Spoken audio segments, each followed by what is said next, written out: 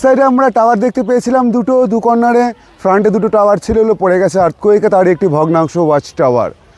আমাদের মুর্শিদাবাদ জেলার মসনদে টোটাল 18 যে নবাব ছিলেন, মুর্শিদ কুলি খাঁ বা তার পরবর্তী জেনারেশন যারা মুর্শিদাবাদের মসনদে ছিলেন, ফার্স্ট মুর্শিদ কুলি খাঁ যিনি 1706 থেকে 1727 পর্যন্ত মুর্শিদাবাদের মসনদে ছিলেন।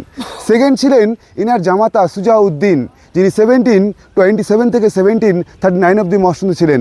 তারপর সুজাউদ্দিনের ছেলে সরফরাজ মুর্শিদ কুলি খাঁর দহিত্র। দহিত্র শব্দের অর্থ মেয়ের ঘরের ছেলে, তাকে দহিত্র বলা হয়। সরফরাজ খাঁ 1 বছর মুর্শিদাবাদের মসনদে ছিলেন 1739 থেকে 40 অবধি। তারপর এসেছে আলীবর্দী খাঁ। আলীবর্দী খাঁর সাথে মুর্শিদ কুলি খাঁর কোনো বংশের ব্লাড রিলেশন নেই। আলীবর্দী ছিলেন পাটনা শাসনকর্তা। 1740-তে ব্যাটল অফ গিরিয়ায় আলীবর্দী সরফরাজকে হারিয়ে মুর্শিদাবাদের মসনদে বসে। আলীবর্দী 1740 থেকে 1756 অবধি মুর্শিদাবাদের মসনদে ছিলেন। আলীবর্দীর পর আলীবর্দীর দহিত্র সিরাজ, বেঙ্গলের লাস্ট ইন্ডিপেন্ডেন্ট নবাব। সিরাজউদ্দৌলা 14 মাস ছিলেন মুর্শিদাবাদের মসনদে। 1756 থেকে 1757 ব্যাটল অফ পলাশি উনি পরাজিত হয়েছেন। তারপর মির্জাফরের জেনারেশনের 13 নবাব মুর্শিদাবাদের মসনদে ছিলেন। ফার্স্ট মির্জাফর, সেকেন্ড মির্জাফরের জামাতা মীর কাসিম, থার্ড মির্জাফরের সেকেন্ড ওয়াইফের ছেলে নাজিমউদ্দৌলা, তারপর নাজিমউদ্দৌলার ভাই সাইফউদ্দৌলা, সাইফউদ্দৌলার ছেলে মোবারকদৌলা, তার ছেলে বাবর আলী, আলিজা, ওয়ালাজা, হুমায়ুনজা, ফরাদুনজা, হাসান আলী, ওয়াসেফ আলী, ওয়ারিস আলী।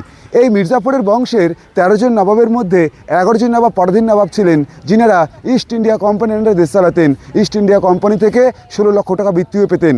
শেষের 2 জন নবাব ছিলেন ওয়াসেফ আলী, ওয়ারিস আলী। এরা ভারত স্বাধীন হয়ে যাওয়ার পর নবাব, এদেরকে সম্মান রক্ষার জন্য নবাব বলা হতো। তো গাইজ, আমাদের এই মুর্শিদাবাদে ভিজিটার্স আসে হাজারদুয়ারি উদ্দেশ্য করে, কিন্তু হাজারদুয়ারি এই মসজিদের 107 বছর পর নবাব সিরাজউদ্দৌলার মৃত্যুর 72 বছর পর তৈরি করা হয়েছিল। ওটি নির্মাণ করিয়েছিলেন মির্জাফরের বংশের 8ম পুরুষ নবাব নাজিম হুমায়ুনজা। 1829-এ নির্মাণ করা হয়, 37-এ কমপ্লিট দেওয়া হয়। প্রায় 8 বছর সময় লেগেছিল হাজারদুয়ারি প্যালেস তৈরি করতে, আর ব্যয় হয়েছিল 16 লক্ষ স্বর্ণ মুদ্রা। এবার গিয়ে আমরা দেখব শিবা টেম্পল মুর্শিদ কুলি খাঁ নির্মিত।